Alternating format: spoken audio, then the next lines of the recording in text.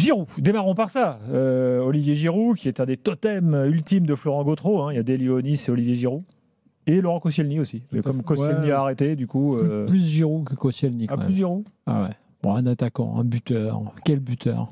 La preuve. Alors là, il a mis un but quand même assez exceptionnel. Donc, avec une détente à 2,50 m. La tête de Giroud, 2,50 m de haut. C'est pas mal. Rappelons la hauteur de la barre transversale au foot. 2,44 m. Voilà. Il me semble. Hein. 2 il te semble bien. Sur 7,32 sur 2,44. Ouais. Voilà. Donc Giroud 2,50 m. Et alors, bon, on va écouter Genesio sur Giroud, mais Giroud, interrogé par Canal à la fin du match, il dit bon les gars, on parle souvent de la détente de Ronaldo, mais bon, et, un petit peu, voilà, il a fait un petit coup de boulardisation, mais bon. Magnifique but, faut le dire. Très très belle détente quand même. Très belle détente, en effet. Et écoutez Bruno Genesio qui parle de son attaquant. C'est une des raisons pour laquelle il a cette carrière. Vous ne pouvez pas durer pendant 20 ans au plus haut niveau si vous n'êtes pas connecté au jeu, si vous n'aimez pas le jeu, si vous n'êtes pas professionnel tous les jours. Et je pense que c'est un bon exemple. C'est un très bon exemple que nos jeunes joueurs doivent suivre et pour lequel ils doivent s'inspirer. Après, moi, je vais juste mettre un bémol, mais qui n'est pas un bémol sur son niveau. Hein. Ouais, je vais mettre un bémol pour qu'il n'y ait pas de l'enflammade inopinée. Il a fait un match incroyable, tu sais, là où il a marqué son premier but. Derrière, il a raté un péno. Parce que justement, je pense qu'il aura du mal à jouer. Et c'est la preuve en est avec ce turnover. Tous les matchs, 90 minutes, c'est pas possible. Je rappelle que le 30 septembre, là, donc dans 5 jours, il va avoir 39 ans, Olivier Giroud. Donc, tu connais même sa date de naissance. Ouais, oui, 30 septembre. Voilà, ça se fait 39 ans. Un joueur de 39 ans qui est le recordman des buts en équipe de France, qui est à Lille en ce moment et qui a déjà marqué des buts en Ligue 1 et en Europa League. Bon, bref. Donc, que Giroud soit au niveau, que physiquement il soit au top, la détente, là, effectivement, le montre. Mais derrière, ce qui est intéressant de voir, c'est l'utilisation que Genesio va en faire. Et je le vois plus effectivement comme ça, en entrant, ou en jouant, mais en sortant plus tôt. Ou en ratant certains matchs. Ou en carrément sur certains matchs. En gros, il y a une gestion nécessaire parce qu'il n'y a pas de surhomme. Il ne faut pas croire. Il a son autre attaquant, celui qui a démarré ce soir, qui a également marqué. Dans un premier temps, rappelle-toi ce qu'on disait, on était toujours un petit peu perplexe parce que quand on parlait avec les gens à Lille, ils nous disaient « Oui, mais le remplaçant de Giroud, ça va être Pardo. » Pourtant, c'est pas un 9 a priori. Oui, mais il peut. Tu as fait un bon match, d'ailleurs, on va en reparler. Oui. Super joueur. On est bien d'accord là-dessus.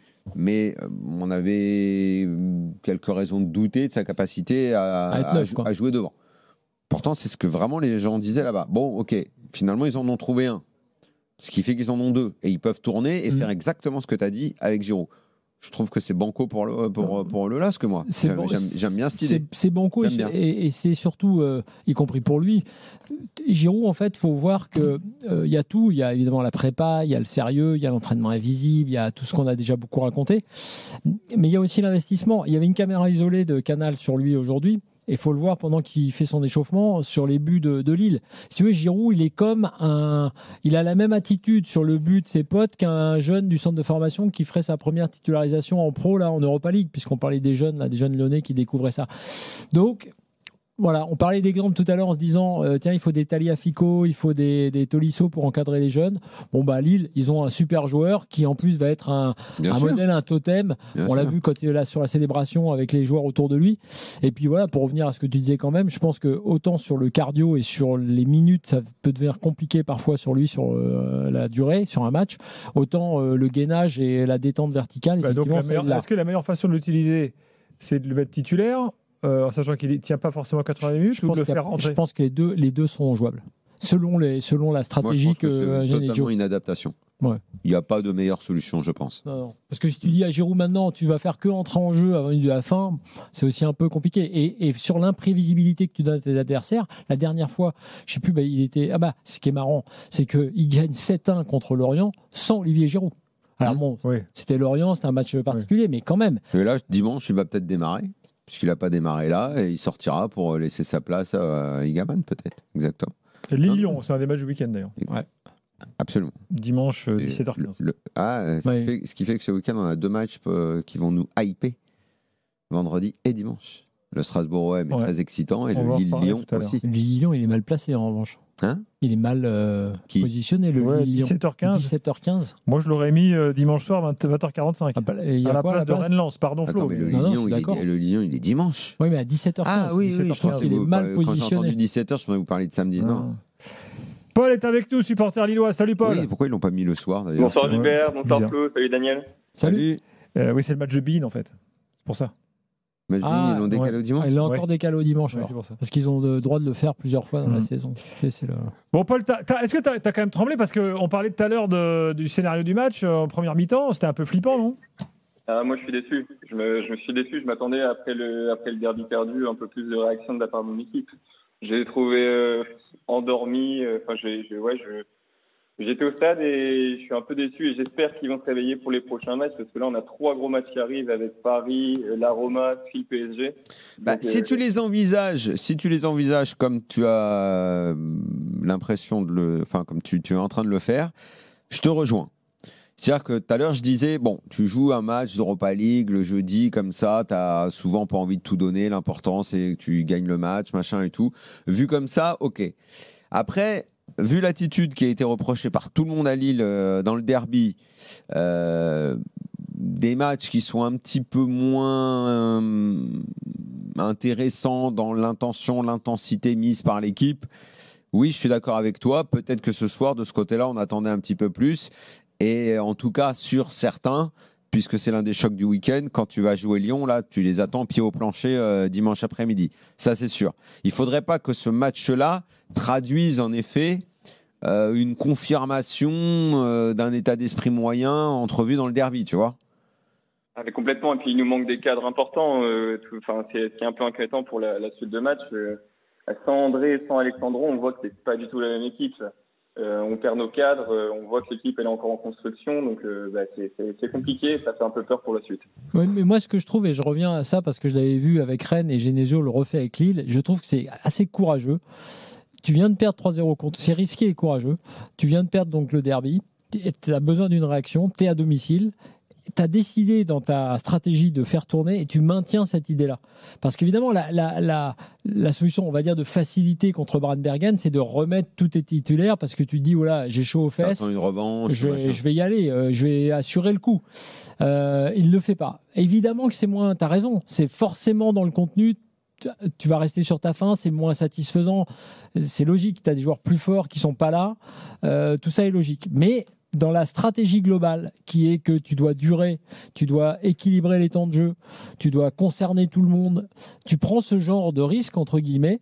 Moi, je dis risque payant ce soir parce qu'il y a la victoire au bout, tu as fait tourner, tu as réussi à faire reposer une partie de tes cadres. Donc oui, après, je te rejoins sur le niveau, mais voilà. Après, c'est à noter que d'ailleurs, à la fin du match, il y a eu une discussion entre les joueurs et les supporters au bord du terrain, derrière un but. Donc, j'imagine que c'est un peu suite à la défaite contre Lens dans le derby. Il y a eu une petite mise au point, discussion apparemment calme entre supporters et joueurs. Tiens, Paul, je reviens, c'était il y a quelques jours, mais ce qu'a fait Létang a beaucoup fait parler. Le fait de se barrer énervé avant la fin du match, toi en tant que supporter, tu valides tu comprends Létang? Je cache pas que je l'ai pas coupé le match, mais à la fin, à partir de 2-0 et avec la prestation, on va dire que c'était dur à regarder. Je pense comme tous les autres supporters lillois. Donc tu as fait une Létang. Ouais, je comprends pas trop pourquoi ça a fait polémique ce truc-là en fait. Mais non, parce qu'en même temps il y avait une banderole insultante envers Létang à ce moment-là. Mais non, la banderole elle était depuis un moment. Beaucoup ont cru qu'il était parti à cause de ça, mais lui il a dit clairement, il dit non, moi je suis parti parce que franchement ce qu'on montrait là c'était pitoyable et tout. Je trouve que c'est anecdotique. Enfin, en tout cas, ça mérite pas de dire c'est bien ou c'est pas bien. Il le sentait, c'est le président du club. Il trouve que ses joueurs sont mauvais, ils se cassent. Probablement que derrière ils ont pris un savon. J'ai aucun problème avec ça, quoi. Bon. Et ça vous a choqué? Non, je trouve ça. Vraiment un coup de colère, t'as envie de te barrer, tu te barres. Bah ouais. Comme certains supporters qui se barrent avant la fin du match quand l'équipe joue très mal et qu'elle prend une tôle. Rien t'oblige à rester jusqu'au bout. Si tu trouves que les mecs qui te représentent, qui sont en gros tes préférés. Bon, lui, il peut avoir on va dire un rôle de représentation quand même. Non, il a dû avoir avant. Non. Enfin, tu sais, les dirigeants se voient souvent avant le match, donc après, c'est vrai que. Oui, il n'a pas dit au revoir. C'est vrai que dans une soirée, tu dis au revoir avant de partir, si tu peux. Ça, je sais pas Mais s'il a pas parfois, dit au si tu veux revoir, vraiment ça. aller te coucher discretos, tu te barres sans dire au revoir. J'ai pas vu Barmusé, je l'ai au fait souvent. revoir ou pas à Ouvrien. Je reconnais que j'ai fait assez souvent.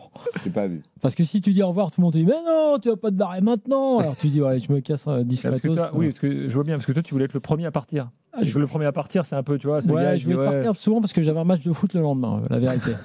Et donc je me disais, bon allez, je me barre, mais si je dis que je me barre, tout le monde va me dire. Paul, on va faire l'évaluation dans quelques instants, mais j'aimerais bien que tu me donnes ton avis sur le gardien lillois, parce que moi, j'avoue que parfois, il a des comportements un peu déroutants. Des sorties bizarres, enfin, je sais pas. Tu es bien fixé sur le gardien de Lille, toi. Je t'ai vu venir. Ah bon? Bah oui, mais je sais pas, ça vous choque pas, vous? Il n'y a rien qui vous choque. Tu dis quoi, Paul, toi? Moi, je dis qu'il nous a encore. Enfin, oui, je suis un peu comme toi, Gilbert. Il me fait un peu peur. On ne sait pas encore trop si c'est un bon gardien ou pas. On le voit un peu danser au milieu du terrain pour rester chaud. On ne sait pas trop ce qu'il vaut, ça. Non, mais à un moment, il y a une action de Bergane. Il fait une sortie le long de sa ligne. Mais tu vois, il va vers le poteau de corner alors que l'action limite est de l'autre côté. Enfin, c'est assez étrange. Mais pourtant, le hasard fait bien les choses. Merci, Paul. Merci à vous. Bonne soirée, les gars. Allez. Non, mais c'est vrai que ce genre de recrutement, il vient d'un club qu'on connaît pas. Et puis surtout, il passe après Lucas Chevalier. Le gars, tu le connais pas, il prend la suite d'un bon gardien et tout. Oui, c'est vrai que c'est l'inconnu, quoi. Tu dis, c'est qui ce gars? Pourquoi ils l'ont pris? Donc là, c'est du scouting hyper pointu. Et là, tu te dis, ils se sont trompés ou ils ne se sont pas trompés? Mais surtout quand tu passes de Chevalier à un mec comme ça. C'est ça. L'écart est important. Ouais, mais il n'entendait pas parce que quelqu'un lui parlait. Oui, parce que Jimmy me parlait. Autre joueur. Tu dis à Jimmy qu'il ne te parle pas pendant les moments importants. Bah oui, mais bon.